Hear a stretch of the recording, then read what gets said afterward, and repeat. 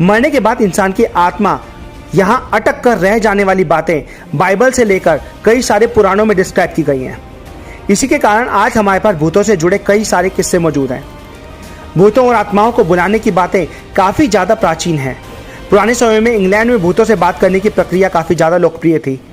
Oxford और Cambridge जैसे विश्वविद्यालयों में भूतों को ढूंढने के लिए एक खास विभाग था। आखिर भूतों को लेकर विज्ञान क्या कहता है? आजकल कुछ इलेक्ट्रॉनिक्स डिवाइसेस की मदद से किसी भी अंधेरी जगह पर भूत खोजे जा रहे हैं। अगर आपको उस अंधेरी जगह पर कोई भी एक अनजान रोशनी या आवाज सुनाई देती है, तब उसे एक भूत के होने के सबूत के तौर पर माना जाता है। भूतों को लेकर वैज्ञानिक कई अलग अलग तरीके से बातें करते हैं, परंतु एक हैरान कर देने वाली बात यह है कि विज्ञान के जरिए भूतों को ढूंढना बहुत ही कठिन है, क्योंकि किसी दरवाजे का खुद ब खुद बंद हो जाना, अचानक से कोई भी जगह ठंडा हो जाना या फिर मरे हुए लोगों को देखना, इन सभी चीज़ों का विज्ञान कैसे समझ सकता है?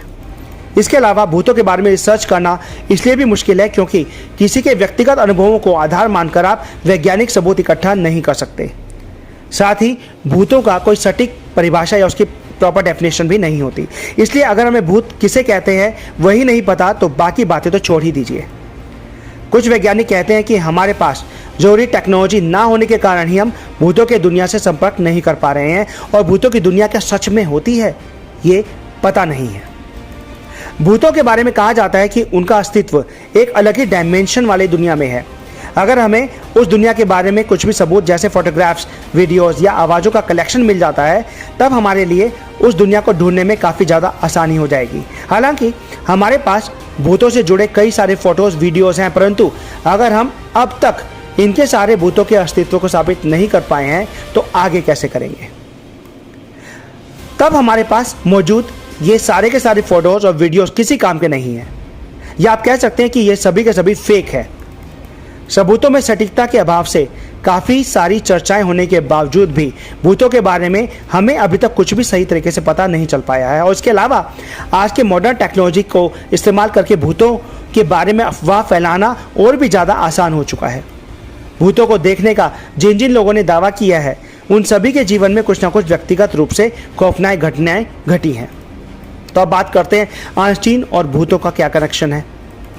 बचपन से ही इन लोगों का दिमाग में ये बिठा दिया जाता था कि आप जिस जगह पर रह रहे हो वो भूतिया है, या वहाँ पर भूत रहते हैं, या फिर भूत असल ज़िंदगी में होते हैं। भूतों को लेकर आइंस्टीन ने एक बहुत ही गजब की थ्योरी दी थी।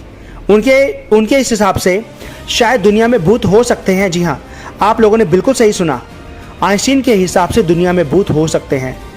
भूतों के बारे में आइंस्टीन का फर्स्ट लॉ ऑफ थर्मोडायनेमिक्स कहता है कि एनर्जी को ना तो आप बना सकते हैं और ना ही नष्ट कर सकते हैं। तो सवाल ही उठता है कि मरने के बाद हमारे शरीर में मौजूद एनर्जी कहाँ जाती है? क्या ये एनर्जी भूत के रूप में रिफ्लेक्ट या परिवर्तित हो जाती है, चेंज हो जाती है? इसी सवाल का जवाब आप जितना रहस्यमय और अनजान समझ रहे हैं वो उतना रहस्यमय या अनजान है नहीं। वास्तव में इसका जवाब देना काफ़ी आसान है।